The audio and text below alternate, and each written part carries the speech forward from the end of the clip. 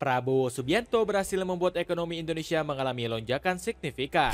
Hal ini berhasil dicapai berkat keberanian sang presiden yang gak mau menjadi kacung negara besar. Hal ini justru berbanding terbalik dengan nasib negara-negara ASEAN yang terkena masalah. Mulai dari Malaysia, Filipina, hingga Thailand yang baru saja disanksi oleh Amerika Serikat. Penasaran kisahnya seperti apa? Dengerin ceritaku sampai selesai. Ekonomi negara ASEAN yang sedang lesu. Negara-negara Asia Tenggara nggak luput dari dampak buruk konflik global. Sejumlah negara ASEAN dilaporkan mengalami perlambatan ekonomi yang cukup signifikan. Sebut saja Thailand yang dikabarkan mendapat sanksi dari Amerika Serikat. Negeri gajah perang ini harus masuk dalam daftar hitam Amerika karena mengekspor barang elektronik ke Rusia. Dilansir dari Sindo, sanksi tersebut terkait ekspor komponen berteknologi tinggi yang digunakan untuk keperluan militer negeri beruang merah, termasuk microchip dan perangkat elektronik lainnya. Selain Thailand, dua tetangga dekat Indonesia, Malaysia dan Filipina dikabarkan sedang dilanda krisis pangan. Kurangnya pasokan beras di dalam negeri membuat harga komoditas ini meroket tajam. Bahkan Filipina menetapkan status darurat ketahanan pangan sejak awal Februari 2025. Inflasi beras di negeri lumbung padi melonjak hingga 24% yang merupakan rekor tertinggi dalam 15 tahun.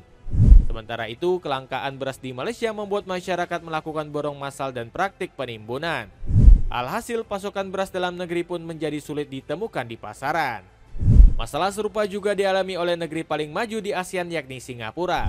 Negeri Singa dikabarkan tengah mengalami kenaikan angka inflasi pada tingkat terendah mencapai 1,2% per tahun. Angka tersebut merupakan inflasi terendah sejak tahun 2021.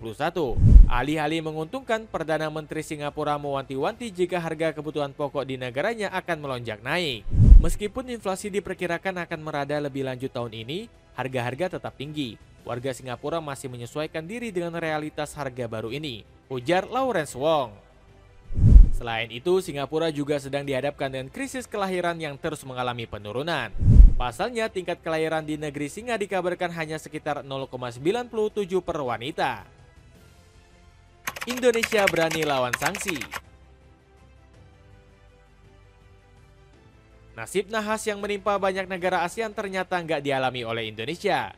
Tanah air dinilai nggak takut sedikit pun dengan ancaman negara besar termasuk negeri Paman Sam. Hal ini disampaikan langsung oleh Presiden Prabowo Subianto yang menyebut Indonesia yang ogah menjadi kacung negara asing.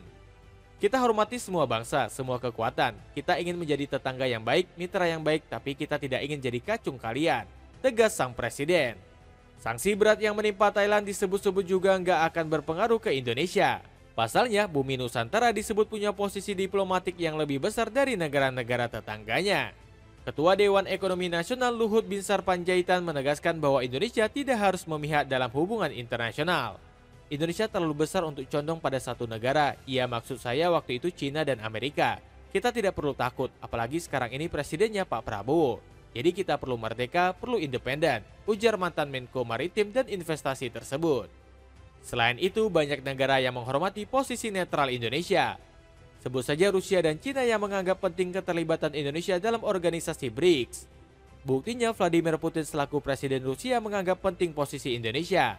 Indonesia negara paling berpengaruh di Asia Pasifik. Kami menghargai kerjasama dengan pihak Anda, ujar Putin. Di lain sisi, Turkiye juga menaruh respek besar terhadap posisi politik Indonesia.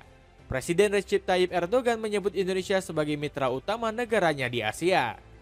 Dengan 12 perjanjian yang sudah ditandatangani, kami telah membawa hubungan antara Turkiye dan Indonesia ke titik yang jauh lebih kuat dan lebih hebat, ucap Presiden Erdogan. Dapatkan set-top box TV digital yang punya banyak pilihan channel lokal atau nasional. Cek linknya di bawah ini ya. Ekonomi Indonesia semakin meroket dibanding ASEAN. Ketegasan Prabowo Subianto dalam membuat kebijakan berhasil membawa pengaruh positif bagi Indonesia. Presiden tercinta ini nggak ingin Nusantara meraih kerugian karena diakali negara lain. Alhasil, Indonesia mengalami peningkatan ekonomi yang drastis. Gak hanya 1 kali lipat, namun Prabowo berhasil meningkatkan perekonomian Nusantara sampai 4 kali lipat. Peningkatan ini bahkan membuat Indonesia mendapatkan pujian dari berbagai pihak. Salah satunya datang dari International Monetary Fund. Badan ini memuji transformasi ekonomi positif yang diperlihatkan oleh tanah air. Indonesia, negara kepulauan dengan 270 juta penduduk yang membentang sepanjang 3.300 mil dari barat ke timur, setara jarak London ke Kabul telah mengalami transformasi yang luar biasa. Meski begitu, Prabowo tetap memasang target tinggi untuk perkembangan Indonesia. Presiden Indonesia ini ingin tanah air dapat kembali mengalami kenaikan ekonomi drastis. Nggak nanggung-nanggung, Prabowo ingin ekonomi Indonesia naik sebesar 8%. Makin saya mempelajari keadaan perekonomian kita, saya makin merasa percaya diri. Saya merasa optimis, saya percaya, saya yakin kita akan mencapai bahkan mungkin melebihi 8% pertumbuhan, ungkap Prabowo. Presiden Indonesia ini disebut akan menggunakan devisa hasil ekspor untuk mencapai target. Hal ini disebut membuat negara ASEAN lainnya pusing karena nggak dapat SDA dari tanah air. Setiap entitas yang telah menerima penggunaan aset negara dan menerima kredit dari bank diwajibkan menempatkan hasil usahanya di Bank Nasional. Bank devisa hasil ekspor kita bertambah 80 miliar dolar Amerika Serikat. Dalam setahun bisa meningkat menjadi 100 miliar dolar Amerika Serikat devisa kita, ungkap Prabowo. Tanggapan media asing.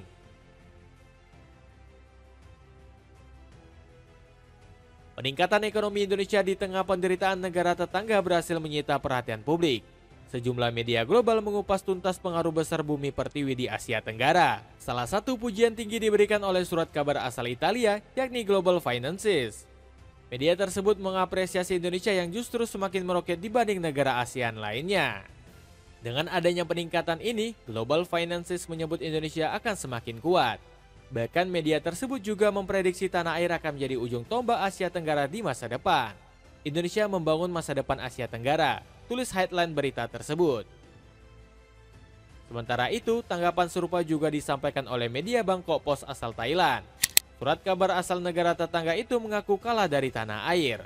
Bahkan media tersebut sudah menganggap Indonesia sebagai pemimpin ASEAN sejak bergabung ke BRICS. Indonesia telah mengalahkan Malaysia, Vietnam, dan Thailand untuk menjadi negara ASEAN pertama yang bergabung dan blok ekonomi berkembang BRICS sebagai anggota penuh, tulis Bangkok Post. Sementara itu, peningkatan tanah air juga sukses mengundak decak kagum beberapa negara. Salah satunya ialah Jepang yang menganggap Indonesia sebagai poros ASEAN. Kunjungan PM Jepang ke Malaysia dan Indonesia tunjukkan poros ASEAN, tulis headline berita Economist Intelligence.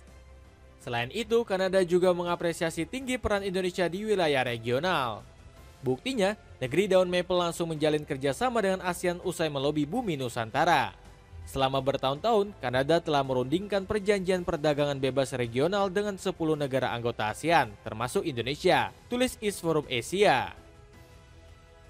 Dapatkan cincin batu akikal sedeni, 10 pieces bisa kamu dapetin dengan harga miring. Cek linknya di bawah ya. Itulah kecerdikan Indonesia mengakali krisis ekonomi di Asia Tenggara. Gimana menurut kalian? Ada komentar tentang cerita tadi?